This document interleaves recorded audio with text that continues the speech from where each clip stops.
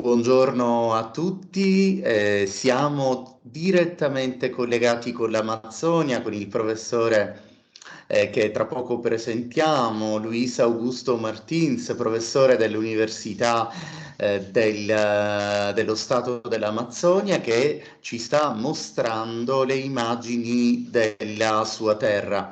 Bonjour, bonjour, professeur Guto Martins. Et merci pour avoir accepté de parler avec nous et merci pour les images que vous avez partagées avec nous de l'Amazonie. Nous sommes vraiment heureux d'avoir cette connexion avec vous et nous vous remercions parce que en ce moment-ci en Amazonie c'est l'aube donc vous avez accepté de faire cette interview et nous vous remercions beaucoup. Alors, bonjour, Jean. Je suis vraiment heureux d'être ici avec toi. C'est vraiment un plaisir. Il n'y a pas beaucoup de jours que j'ai arrivé ici quand même, parce que j'ai voyagé au 27 de dernier mois pour être ici, parce que les choses recommencent à s'ouvrir ici. Et alors, pour compte de le COVID-19, beaucoup de choses étaient à remote, en ligne. Mais maintenant, on recommence la vie ici aussi, et avec toutes les actions d'attention, mais quand même avec quelques qualités. Et c'est un plaisir d'être ici avec toi. Ici, c'est comme 7 heures de différence, 5 heures de différence. Ici, c'est 7 heures de matin maintenant, presque. C'est 6h56. Il professore ha ringraziato per l'invito, ha detto che è una bella occasione questa dell'intervista e tra l'altro coincide proprio con il suo rientro in attività dopo le tragiche vicende del Covid, della pandemia e quindi ha ancora maggiore gioia ad essere collegato con noi da Manaus, la capitale dell'Amazzonia, proprio in un giorno in cui tutto sta ripartendo e noi ovviamente auguriamo a lui, all'Amazzonia e anche all'Italia che tutto ritorni a normalità presto. Nous souhaitons à vous et à nous de l'Italie et à tout le monde entier que tout puisse rentrer et remonter bientôt. Merci, Jean, merci. Alors, c'est beau d'être en train de parler en italien aussi. Oui, oui, oui. Alors, professeur Guto Martins, ehm, il professore Guto Martins, Luis Augusto Martins, insegna arti della voce all'Università di Stato dell'Amazzonia ed è un coreografo, un cantante, un attore, un regista nonché un marionettista. Parlerà con noi di etnomusicologia quindi sarà una bella, breve ma bella intervista. Le professeur Guto Martins est un directeur de scène et un professeur de vocalité à l'université et un acteur, un chanteur, un danseur, mais aussi un marionnettiste. Donc, il est un artiste complet. Il nous parlera d'ethnomusicologie et en particulier du commerce des esclaves, de tous ceux qui a laissé une empreinte indélébile dans la situation réelle de la vie et des arts et de la musique au Brésil et en tout le monde. Donc, je je vais parler avec lui, mais en particulier, je vais demander à Guto Martins qu'est-ce que veut dire ethnomusicologie au Brésil, mais en général, pas seulement au Brésil. D'accord, c'est une vraiment bonne question. Je vais essayer vraiment de faire un bon travail à répondre à ça dans français. Moi, c'est le année que je travaille avec les recherches dans dans ce champ dans ces métiers-là. J'ai commencé à faire mon doctorat, mon étude de doctorat au ethnomusicologie. Ethnomusicologie, elle a commencé comme une étude de musicologie comparée avant et parce qu'il y avait des chercheurs qui m'intéressent dans la musique dans l'autre pôle, dans l'autre partie du monde. Et comme ça, il commence à percevoir la possibilité qu'il n'y avait pas juste une qualité de musique dans toute la planète.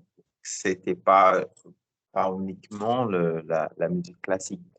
Et aussi, la musicologie, c'est ça. Bref, elle est une étude de la société et la musique et aussi plus contemporainement de la musique, pas exactement comparatif, mais la musique et les relations qu'un couple a avec cette pratique expressive.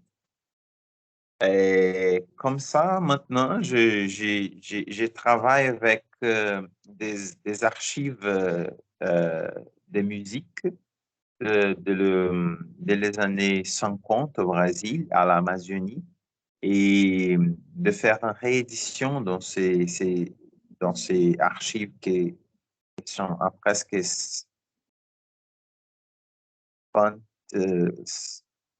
80, plus que 80 années, à presque 80 ans, à, pas vraiment marcher, à pas être accessible à les peuples. Là, c'est aussi un travail d'un ethnomusicologiste, pas laisser tomber la musique quand même, mais c'est aussi de la protéger, de laisser cette archive accessible, pas juste pour les grands archives de le monde, mais les archives qui avaient une interaction avec les personnes. Merci, merci beaucoup. Il professore Guto Martins ha risposto che si occupa di etnomusicologia già da tanti anni e in particolare sta dedicando il suo dottorato di ricerca proprio ai temi dell'etnomusicologia e ha scelto di occuparsi in particolare di mettere mani e studiare, quindi mettere mani nell'archivio e studiare anche gli archivi dell'Amazzonia e soprattutto di cercare di capire negli ultimi 80 anni che cosa gli archivi amazzonici hanno da dirci. Una difficoltà che trova è però quella di trovare connessioni anche con gli altri archivi, ma questo sta per risolversi perché ci sono anche delle reti che permettono di fare ricerca tra i vari archivi. Ha definito l'etnomusicologia come la scienza della società della musica che si incontrano, quindi uno studio della società attraverso la musica e della musica attraverso la società. Ha detto che ovviamente ci sono anche altre definizioni di etnomusicologia, ma lui si sta occupando in particolare all'Università di Stato Amazzonico di questo aspetto. Merci beaucoup, professeur. Ton étude est très intéressante et nous permet de te faire quelques questions parce que nous sommes très curieux de ton travail. Que tu veux dire à nous de tes recherches sur la société afro-brésilienne et l'ethnomusicologie en relation avec la culture afro-brésilienne? Merci, Jean, pour les questions. Comme je l'ai dit, c'est un nouveau métier de travail aussi pour moi. Mais l'ethnomusicologie, elle est vraiment un particulière dans la possibilité d'être transdisciplinaire. Elle va faire un grand relation dans l'autre area de travail. Et pour moi, l'étude noire de théâtre et aussi l'étude de la culture afro-brésilienne, la diaspora, c'est vraiment quelque chose de particulièrement intéressant. Et je me dédie à ce sujet depuis 2017. Et dans ce sujet-là, je recherche les champs vibratoires et les champs vibratoires des régions spécifiques de Minas Gerais. Et les champs, ils s'appellent Vissungus. Et ces Vissungus, ils n'ont pas une traduction dans quelque autre langue. Mais Visungu, ça veut dire une capacité de résonance. Mais c'est une qualité de chant elle est vraiment importante pour la société qu'elle a. Il habite dans une toute petite ville à Minas Gerais, que c'est vraiment à côté d'un très important ville dans le siècle, depuis du siècle XVIII, qui s'appelle Diamantina. Merci, just a moment. Merci. Allora, gli ho chiesto di parlare della cultura afro-brasiliana e dell'etnomusicologia in relazione alla cultura afro-brasiliana. Ha detto che ci ringrazia, la domanda è estremamente interessante, anche perché permette di parlare del suo lavoro che ormai dal 2017 porta avanti in maniera specifica sui canti, nello specifico appunto del suo interesse attuale di ricerca sui canti del Minas Gerais, che è una grandissima regione, stato confederato del Brasile, la cui capitale è Belo Horizonte. E lui si sta occupando di studiare proprio i canti della diaspora, quindi i canti specifici, e sta cercando proprio di fare ricerca su questo argomento. Ha precisato che l'etnomusicologia non è una branca singola, ma è una branca transdisciplinare. Questo vuol dire che mette insieme una infinità di relazioni, di interrelazioni tra i professionisti, e lui sta cercando, essendo lui oltre che un bel ballerino, abbiamo detto un direttore di scena, ma è anche un cantante, insegnante di vocalità all'Università dello Stato del Brasile, dell'Amazzonia, scusate. Lui sta cercando proprio di partire dai canti della diaspora del Minas Gerais. Merci. Peux-tu continuer, professeur? Merci. Merci à toi, Jean. Alors, et depuis 2016-2017, j'ai commencé à m'intéresser beaucoup pour les chants vibratoires qui s'appellent Vissulu. Et ces chants vibratoires-là, ils sont pratiqués pour un groupe de personnes de la ville, d'une ville à côté de Diamantine. Et ces villes à côté de Diamantine, à le cycle 1842, dans l'année 1842, il y avait un chercheur brésilien qui est passé là-bas en vacation et lui, il a entendu un chant pendant un funérail. Et ces chants, il est reporté dans un livre qui s'appelle Les gens noirs et le métier de retirer d'or, euh, le métier de minération.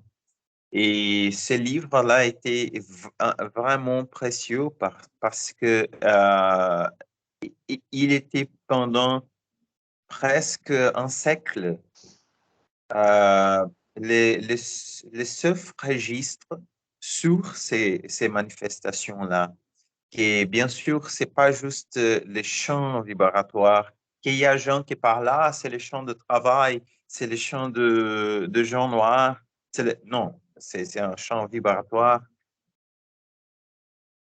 Oui, oui, merci. Il suo lavoro, dice il professore Guto Martins, Augusto Luis Martins, il suo lavoro è cominciato nel 2017 andando a studiare un libro prezioso, interessante, che è stato scritto da uno studioso di una città che si chiama Diamancina, che parla di canti di funerale, ma anche canti di lavoro, canti comunque di vita reale, di vita vissuta, che lui è riuscito anche a registrare e quindi questo studioso ha permesso di iniziare una ricerca che ora lui, Luis Augusto Martins, sta portando avanti per la sua ricerca accademica e universitaria. À Et toi. merci Jean. Alors, c'est comme pour moi, après ça, mais ce chant-là sont super importants et sont vraiment belles.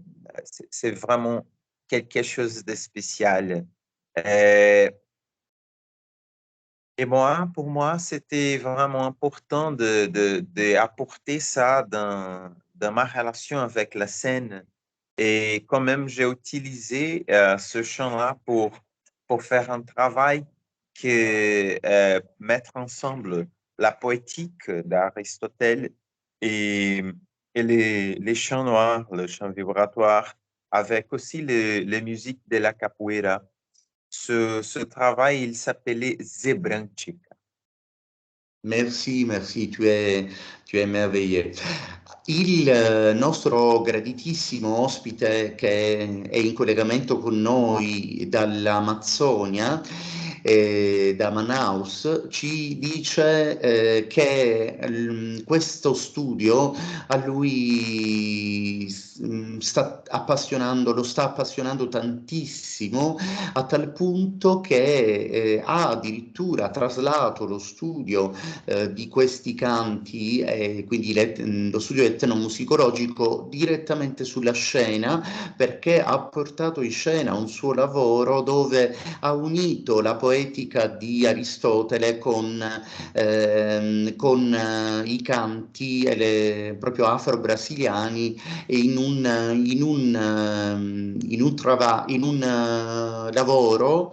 lavoro di scena che lui ha chiamato Je ne me rappelle le nom de ta production, tu as dit? Branchica. Branchica, io non conosco il portoghese, quindi non so cosa voglia dire. Nous ne connaissons pas le portugais, donc que veut dire le mot branchica? C'est une bonne question, Jean. Alors, merci. Toi, tu es Bella incroyable. domanda, grazie. Il y a un jeu avec des mots. Antica, que ça veut dire antiga, ancienne. Antica et zebra, les animaux. Ok, Zebra. ok.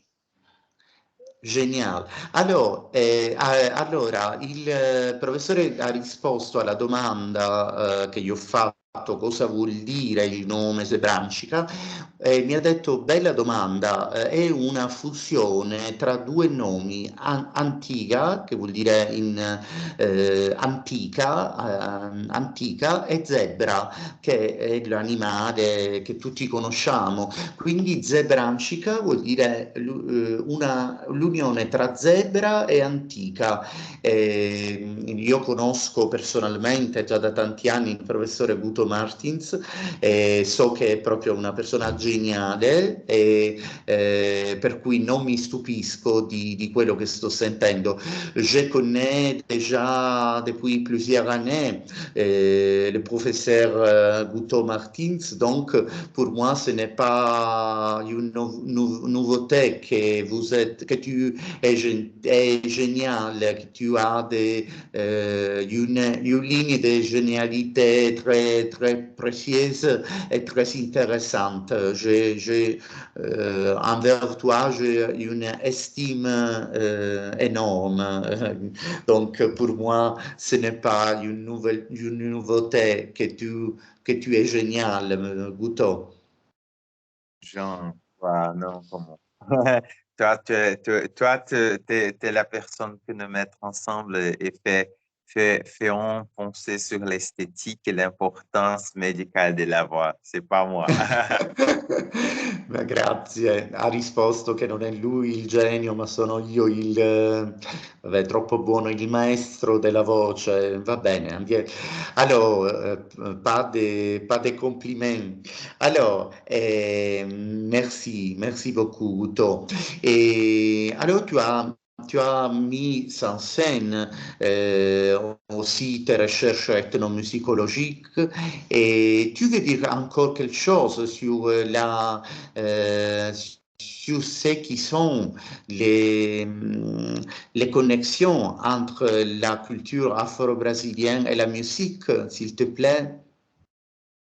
Alors, cool, c'est vraiment important. Alors, c'est pas dissociable l'idée de musique dans notre culture là, dans ces peuples et ces cultures là-bas, parce que quand même, quand j'ai travaillé avec Zebrantica, par exemple, c'est une manière elle-même de résistance, la musique et, et les messages que la musique elle apporte. Et pour ça, pour être en manière hyper singulaire de faire ces qualités de protection dans la oralité et les musiques, le chant, les, l'histoire quand même, elle a survivre dans la musique. Et c'est le même chat de case de la capoeira. Et Zebrantica en particulier. Et zebra, la danse de la zebra, c'était la molécule essentielle pour moi commencer à penser les chants noirs et vient le chant noir de la danse de la zebra, de la cérémonie de la zebra, que c'est les anciennes manières de la capoeira. Et c'est qu'on est. Oui, oui, merci, très intéressant. E, lui ha detto che è davvero un ambito di ricerca estremamente interessante, sia per un discorso teorico, sia anche nella pratica della scena, perché studiare i canti neri, i canti afro-brasiliani, permette anche di studiare la danza, di andare alla radice della cultura di protesta, di resistenza che è rappresentata dai canti afro-brasiliani storici, e ha anche precisato che per esempio il capoeira, la danza che oggi viene considerata da noi in Europa arti marziali, questo lo dico io, ma in realtà nasce come danza, e la danza capoeira in Zebrantica è proprio andare alla radice della danza della zebra, la danza della zebra, che è l'origine, che sta all'origine del capoeira stesso. C'est très intéressant ce que tu es en train de dire, professeur. Je voudrais te dire, te demander si tu peux dire quelque chose sur la danse, parce que tu as parlé des chants afro-brésiliens, et tu as dit que le capoeira a une origine aussi dans la danse de la zebra. Alors, tu peux dire à nous de l'Europe quelque chose un petit peu de plus sur la danse afro-brésilienne, parce que tu es un trainer, un coach de capoeira et un professionnel de la danse. Tu as étudié aussi au Portugal, aussi en Brésil, et tu enseignes capoeira. Donc, peux-tu nous dire quelque chose? Parce que pour nous, c'est précieuse ta présence aujourd'hui. Merci. Merci beaucoup. Merci pour la parole, pour les mots. Et, c'est vraiment intéressant. Je, je pense que l'univers de la capoeira, quand même, l'univers de la culture noire, elle est vraiment riche. Et comme ça, je pense que l'ethnomusicologie, plus que l'étude de la musique elle-même, lui, elle a fait une étude de la pratique expressive d'un peuple, des gens. Et la capoeira, c'était pas un objet que j'ai étudié théoriquement exactement, mais quand même, comme je pratique la capoeira, je m'intéresse beaucoup pour toutes ces possibilités de relations, tout cet univers qu'elle bouge. Les mouvements, il est vraiment essentiel pour une personne qui joue la capoeira. Et quand même, comme le chant, quand même, comme jouer un instrument, quand même, comme les, les comportements dans les mondes d'un capoeiriste, c'est quelque chose de vraiment particulier, intéressé pour cette nécessité de faire une histoire, de faire de ces missions noires, être pas détruire la mémoire de ces gens-là. Ça, c'est une chose vraiment intéressante aussi dans la capoeira. Je joue la capoeira Angola et c'est une qualité qui était vraiment développée au pour un grand mestre à Bahia.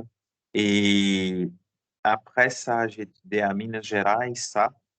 Et c'était vraiment comme une clé pour m'a donné une idée forte de identité et des mémoires de ma culture.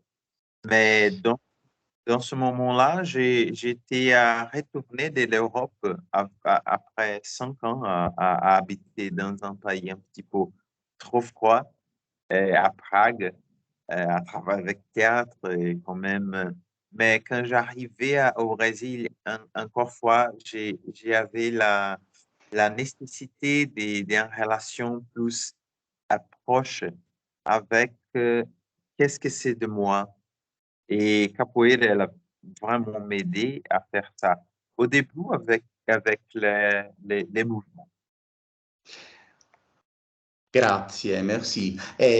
Ho chiesto di dirci qualcosa in più sulla danza e sulle relazioni con l'afro-brasilianità e ha risposto in una maniera bellissima dicendo il capoeira non è soltanto una danza fine a se stessa, il capoeira rappresenta la storia, la tradizione, la memoria dell'intero nostro popolo, non soltanto del Minas Gerais, di tutto il Brasile, lui che gira il mondo, ha girato il mondo e che viene da una radice fortemente intrisa di capoeira che ora anche insegna, ha sentito poi l'esigenza di trasferirsi per ben 5 anni in Europa, è stato a Praga, però quando è ritornato in Brasile ha sentito che doveva ritornare alle radici della sua stessa cultura, della sua vita, della memoria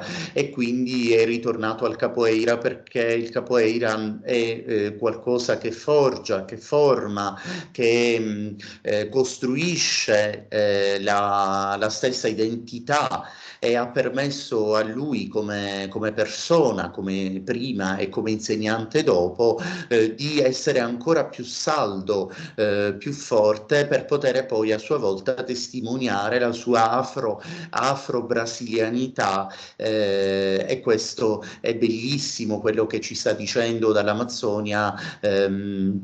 Guto Martins e noi lo ringraziamo tantissimo, proprio tanto tanto. Nous vous remercions beaucoup parce que ce que tu es en train de dire, c'est pas banal, c'est d'une profondité, d'une valeur importante. Et quand j'ai traduit en italien ce que tu as dit, j'ai précisé que tu représentes la culture de ta terre, de ton continent, et tu le fais autour du monde parce que tu es un professeur très respectueux. Et alors, pour nous, c'est très honoré de t'avoir avec nous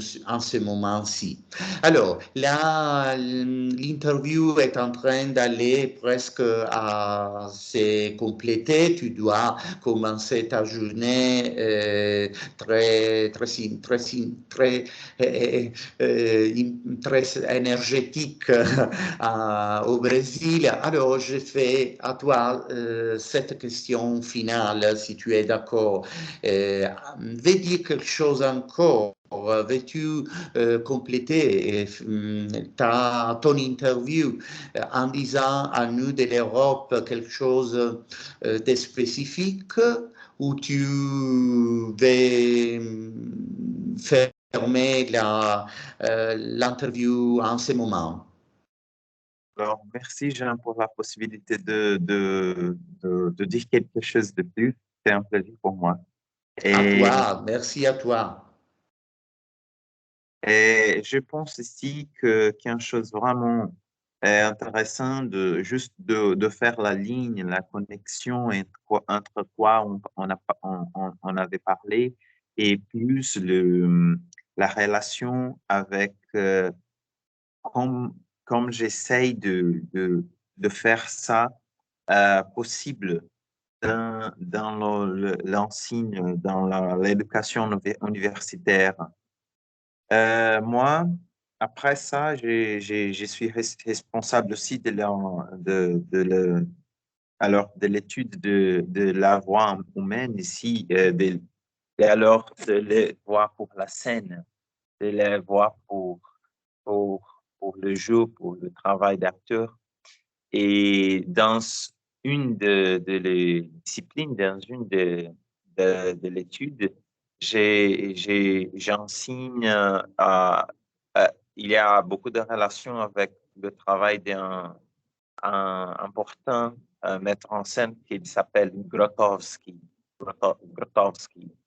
Et lui, a étudié beaucoup le chant vibratoire et les chants de résonance. Mais quand même, était dans un moment qu'il est rentré au Haïti pour faire une étude de les chants haïtiennes, de les chants afro là-bas, dans cette partie de le monde. Et j'ai demandé à moi-même, mais qu'est-ce que c'est plus proche de notre réalité là? Qu'est-ce que c'est plus proche de ma réalité là avec les champs vibratoires? Et les Visungu, ils ont arrivé comme ça. C'est une manière c'est pas un technique elle-même, c'est une manière de résonner et faire un corps vibratil après un point entre le corps. Et ça, c'était quelque chose de vraiment touchant de penser que pendant des années, cette qualité vibrationnelle de chant, elle a croissé l'océan et elle est arrivée, elle a survécu au Brésil. Et maintenant, j'essaie d'avoir l'étude afro-brésilienne dans le programme de l'école, de l'université de théâtre. Bien sûr, je mettre ensemble les mouvements de capoeira, les chants de capoeira, avec aussi l'étude de la musique vibrationnelle de Visungu. Et, et c'est vraiment intéressant comme les étudiants, ils sont complètement passionnés pour, pour cette partie de notre histoire. Alors, parce que ça vient de l'histoire, parce que ça vient de Minas Gerais, mais on est ici à Manaus et c'est aussi important pour avoir les connexions avec la relation noire a Manaus elle-même. Ok, merci. Ho chiesto al caro Guto Martins se volesse dire qualcosa per concludere, per portare a termine questa intervista, e ha detto grazie, sì, grazie. Vorrei dire che effettivamente sono contento che questo tema, questo topic della cultura afro, dell'etnomusicologia applicata ai canti afro-brasiliani stia interessando non solo me, ma anche l'università e anche la scena, la messa in scena. Questo vuol dire che effettivamente la cultura della memoria, la cultura dei canti afro-brasiliani interessa finalmente anche l'accademia, l'università. E lui diceva, ma anche il teatro è molto coinvolto dalla danza e dai canti afro-brasiliani. Per esempio citava il Grotowski, a cui ha ispirato proprio una pièce di danza, proprio partendo da una danza molto simile a quella afro-brasiliana, e quindi la conclusione di quello che ha detto è preziosa per tutti i pedagogisti e per tutti comunque coloro che stanno ascoltando questa intervista, perché ha detto coltivare la memoria nelle università ci permette anche di vedere che i giovani, i nostri studenti sono appassionati a questo argomento e noi ovviamente siamo contenti di questo. Merci beaucoup, professeur Houtot. Je te remercie beaucoup parce que tu nous as permis d'entrer un petit peu dans la culture du minéralisme, mais aussi du Brésil entier et de l'Amazonie. Nous espérons de pouvoir faire quelque chose en présence avec vous qui nous permettra de mettre ensemble vos études à nos études et de faire quelque chose pour maintenir toujours vive la tradition, la culture, la mémoire afro-brésilienne, pas seulement dans le Brésil, mais aussi dans l'Europe. Donc, je te remercie. Ho detto al professore che spero veramente che in presenza si possa fare qualcosa che permetta anche a noi europei di poter andare da loro non solo a studiare ma anche a collaborare con loro sul tema degli canti afro-brasiliani e della danza afro-brasiliana. Et merci, professeur Houtot. Et alors, nous te saluons. Mais s'il te plaît, avant de nous laisser, laisse-nous voir encore quelques images de l'Amazonie, du fleuve Rio de l'Amazonie. Je pense qu'il s'appelle Rio de l'Amazonie. Oui, c'est correct.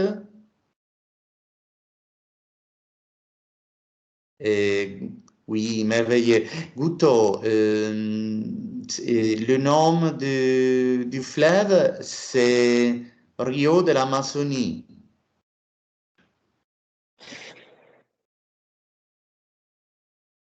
Merci, c'est merveilleux.